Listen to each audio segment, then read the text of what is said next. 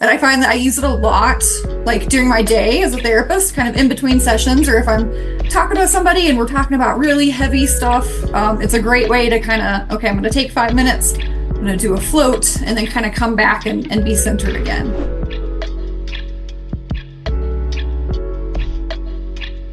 Hey, Brandy, how are you? Happy to have you on. I'm just going to share with the other users or anybody seeing this that Brandy has been a user for quite some time, I believe. You'll tell us about it in a second. And she's now transitioning into becoming a therapist that working with Float, with and without EMDR. We're going to talk about that a little bit, I'm sure. Um, but yeah, I mean, that's part of my now becoming series of interviews with our users, with our user sphere or our userverse, as I call it, because so many people are using Float in so many different ways, for so many different things, and we're now exploring and getting to know each other and learning from each other as a community. So, welcome to that part of Float. And yeah, tell us a little bit about yourself, how you found Float, what you used it for before, what you want to do now, whatever comes to mind. Yeah, so I actually just got a VR for Christmas this past year. And so I was kind of looking at different meditation apps, different kind of wellness apps, seeing what's out there. And I came across Float and, tried it a few times, tried a few of the others, but I really liked Float. So I just kept coming back. And I think one of the things that I really liked about it is that every session is different. So I never get bored, which is great because I have ADHD as well. And so sometimes things can get a little boring if it's monotonous. So that's one of my favorite things about it too, is just that it really is a different experience every time. There's lots of different things you can kind of choose from. And yeah, I've just kind of fallen in love with the app. And I find that I use it a lot, like during my day as a therapist, kind of in between sessions, or if I'm talking with somebody and we're talking about really heavy stuff. It's a great way to kind of, okay, I'm going to take 5 minutes, I'm going to do a float, and then kind of come back and be centered again. And then also I found I used it a lot at nighttime, right before bed, because it just kind of gets me ready for bed, calms my body, calms my brain, and allows me to drift off to sleep much faster and much easier. And I sleep better throughout the night too. So. That's awesome. A lot of people are using Float that way, which we never predicted. We didn't know people would use it like that. But I think I would say, just as an estimate, just from what I hear from people, probably a good 30% or at least use it that way. Mhm. But it's great that you've also used it as so from working with therapists quite a long, from almost day one, and now healthcare facilities and so on. I know that many, like in therapy, there is such a thing as like secondary trauma, or at least sort of emotional empathy fatigue, right? Can you talk a little bit Uh-huh. about that? Yeah. I think that is one of the things when we go to grad school to become a therapist, we talk a lot about self-care. We Right. talk a lot about burnout, and compassion fatigue is what we call it a lot of times, or at least here in the States, that's what we call it. And yeah, that's absolutely true. And I think for me, since one of my specialties is trauma, I hear a lot, and there's a lot of just secondary trauma that comes along with that. As much as I can kind of train myself not to bring it home, sometimes that's just hard because I'm human too. And I think float has kind of helped in that way as well, of like being able to use that and letting go of some of the things that I kind of hear throughout my workday, and being able to move forward. And it just kind of refreshes me, and it's a nice little refresh. The first time I I realized for sure that float was a thing that needs to be looked at by psychologists and might be a thing that because we started it as a thing that we just did for kind of fun, and the challenge of it was a creative thing. And then some people started telling us, look, this is really changing the way I feel and so on. People who just tried it, like friends. Mhm. And then when I was directing for DreamWorks, TV series, and I was, it's an overwhelming thing. And I one day I got into this what you call analysis paralysis, where I had all these things, and I didn't know how to prioritize, and I kind of got this war going on in my head, and I just had to I ended up just sitting on a couch and not not being able to do anything, right? And Uh-huh. that's not a like and meanwhile while that happens, the war still rages on, it's not like a quiet time. You're sitting on the couch, but things are kind of blowing up, and you know that every minute that passes, every second that passes, the problem is getting more severe, right? Because you're putting off more and more things, and so it's really like an anxious inducing thing. And so at that point, I decided to try float. Now this is before we knew anything about it, right? And the thing that I found, and this is how this connects to what you said, the thing that I found and still find that is the most true out of everything in float is that it just makes the problems that a second ago looked enormous, it just Mhm. makes them small. It's like, oh, like it gives you perspective, right? It's like that thing, it still exists out there. I get it, but it doesn't seem to matter anymore. And then you take it out, you take it off, and it's still like you get it lingers, right? Yeah, it's not that bad. It's just like it's a thing that happened. I'll let it go. Right? Can you Uh-huh. relate to that at all with your experience? Yeah, absolutely. I'm glad you said that because yeah, a lot of times it really does feel like you're in this different universe and you realize that like, oh, okay, my problems are really not as bad as I thought they were, and you can kind of let go of them a lot easier. Yeah, it's really a thing with float that it kind of gives you that sort of distance from life, even for a little bit, to allow you to just. And I think, yeah, like this is what I kind of heard from what you explained. Like, yeah, you had a patient or a client, and you just had a really deep conversation, and there's a lot of pain, and it's easy to just kind of internalize the pain. All of a sudden, you have float for a bit, and it's like, yeah, I the pain doesn't go away, but it doesn't touch you Mhm. so hard. Yeah, absolutely. Yeah.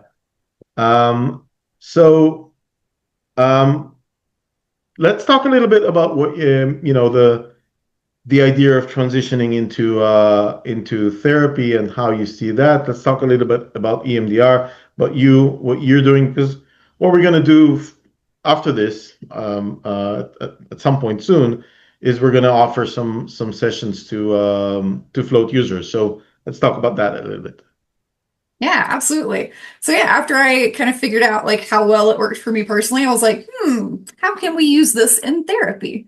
And I think for me, if I'm trying to kind of think through how this would work the best, I think a lot of times we could do just that relaxation piece because sometimes folks come into therapy and that first 5 minutes is really tough, right? You're transitioning from either driving into an office or getting on your computer and logging into Zoom and logging into all the things, right? So I think it would be a great way to kind of start sessions with just a relaxation and kind of get people back down to their baseline.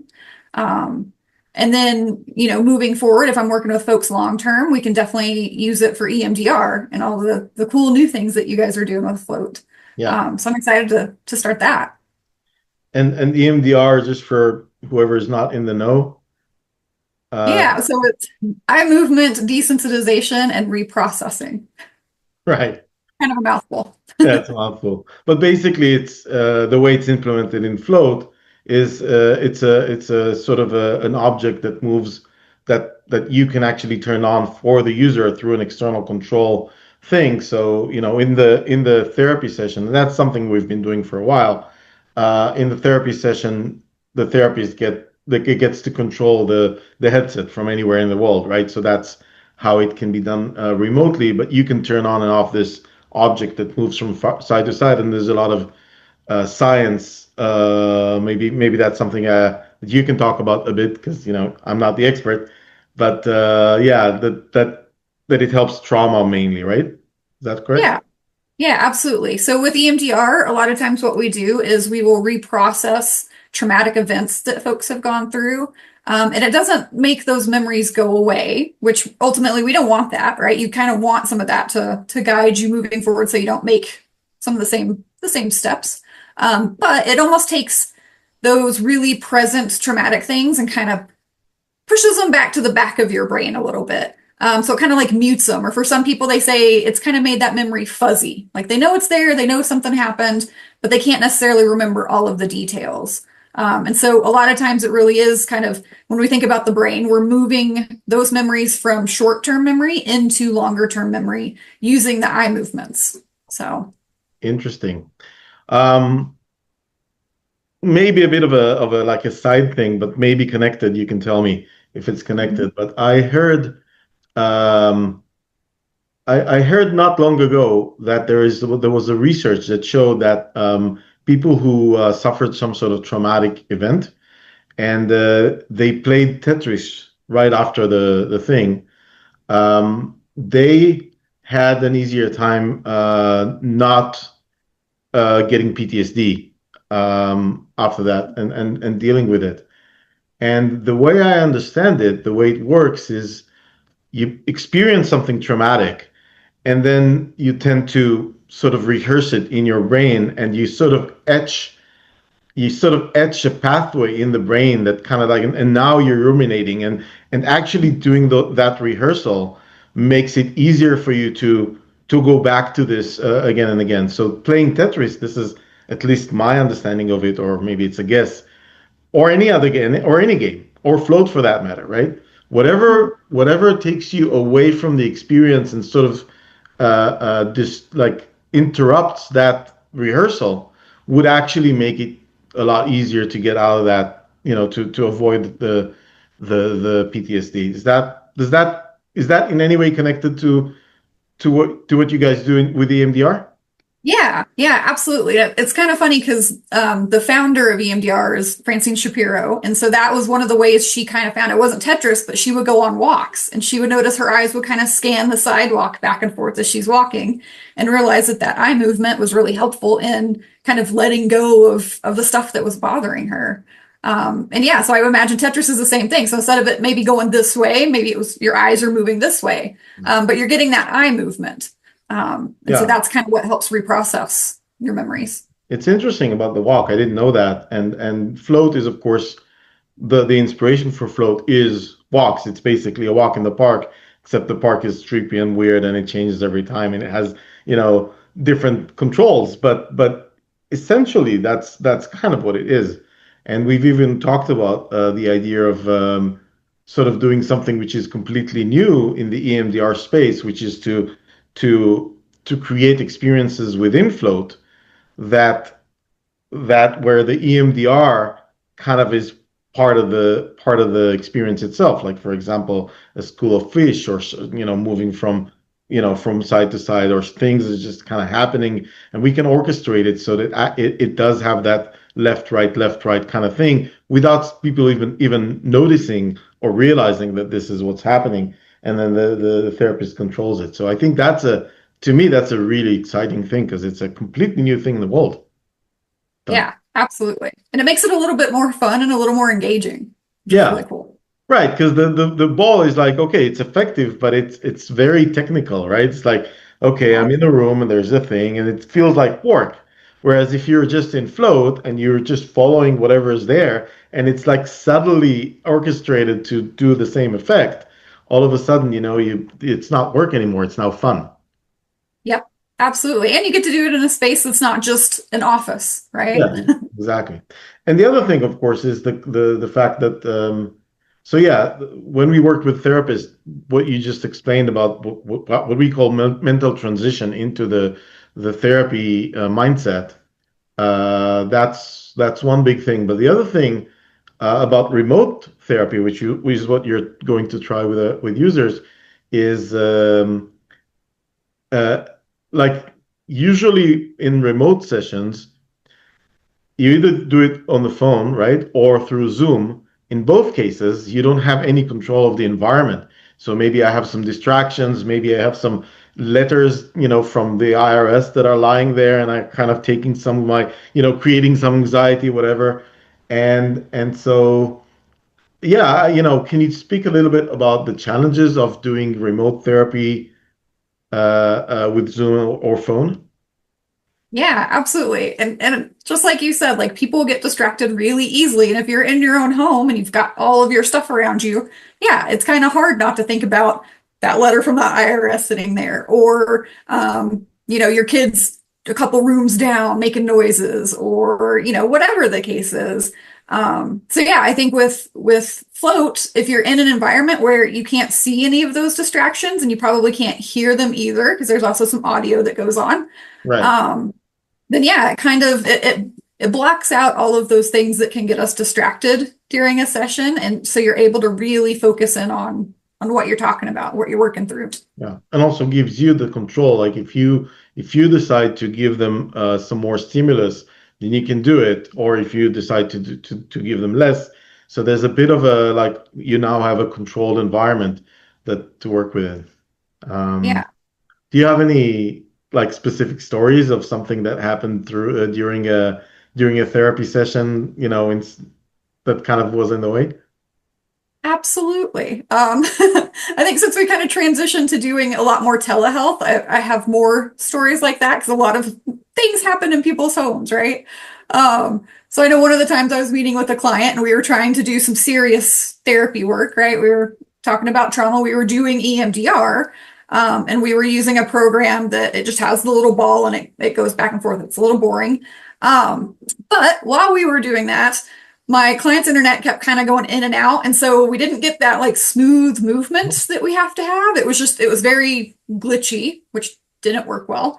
Wow. And then in the middle of it, her husband just comes walking through in the background and he didn't realize that she was in therapy. And so, like, we had all these different disruptions. And even though we can kind of plan for the best, sometimes stuff happens that's out of our control. Yeah. So, Must be yeah. must be distracting for you as well as a therapist to suddenly see somebody walking in the background, right? Yeah. Yeah. It can be. Yeah. Awesome. So, yeah, I mean, we're gonna soon send some emails, invite some people to do some sessions with you, and I'm sure it's gonna be awesome and interesting. And yeah, anything else you want to share? First of all, about yourself, about what about your clinic or your business, or about just a tip about how to use Float, whatever you want to share. Yeah, sure. I'll share a little bit about myself first, and then a little more about Float. So I have my private practice, and typically, like my specialties are trauma, substance use, and ADHD work. And we can work on anything as far as like mental health goes, but those are my three specialties. And right now I'm doing all telehealth work. I'm based out of Colorado, and yeah. And I'm Awesome. excited to meet with a few float users and kind of see how it goes and see if anybody wants to kind of stay and continue therapy. I think it's a great introduction to what therapy can be. So, and especially for folks that either have never tried therapy or have maybe had a bad experience with therapy. Yeah. So, Actually, one of the things that you reminded me of something. One of the things, so years ago, during COVID, not that many years ago, during COVID, we all went through things, and I felt that I needed to talk to somebody. And I didn't have a therapist. I still don't have a therapist. And so that like when you just start, when you're not already in therapy, like what do you do? It's not one of the things where you want to go on Facebook or something on social media and go like, hey, I need a therapy, right? Not like some people would do it, but some people wouldn't be comfortable. mhm. It's a bit too private. And then so what do you do? So what I did is go and look at directories, but you have like a bunch of it's hard to choose, and the choice itself creates anxiety, and you kind of have this like you kind of get that you're like you have like 30 candidates. They all sound good, they all look like nice people. I'm sure they all are. You don't know who you're going to have chemistry with, and you kind of realize, okay, I'm probably going to have to go through five or six of them. It's probably going to or maybe three even. It's going to take a few months. It's going to cost a lot of money until I even start to get somebody that I really connect to. And so I always thought when I thought about Float, once we realized this can be used for therapy, I always thought about this also as a sort of a shortcut, because you kind of have uh, like through Float, you're already sort of in this environment, and some of the therapists, the way I'm imagining it, would create experiences for Float, so you would kind of know the therapist already. So for example, you're doing some material for ADHD, let's imagine, right? And then somebody finds it and go like, well, I like Brandy, I feel like there might be some chemistry there, let me get in touch with her and work with her. And it's just a shortcut to all this thing. Because what I ended up doing back then was like, I don't want to spend all that money and wait all this time. I'm just going to deal with it, right? And that's not great. Uh-huh. So yeah, 100%. I think it can be used for that. Um, Absolutely. awesome.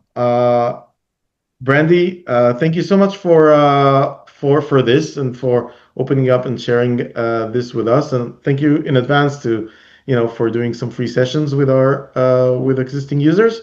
I'm excited for that, and yeah, excited to continue working with you on EMDR as a thing, and even maybe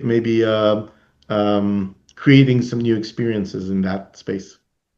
Yeah, I'm excited too. Thanks for the opportunity, and I really look forward to working with some float users. Thank you.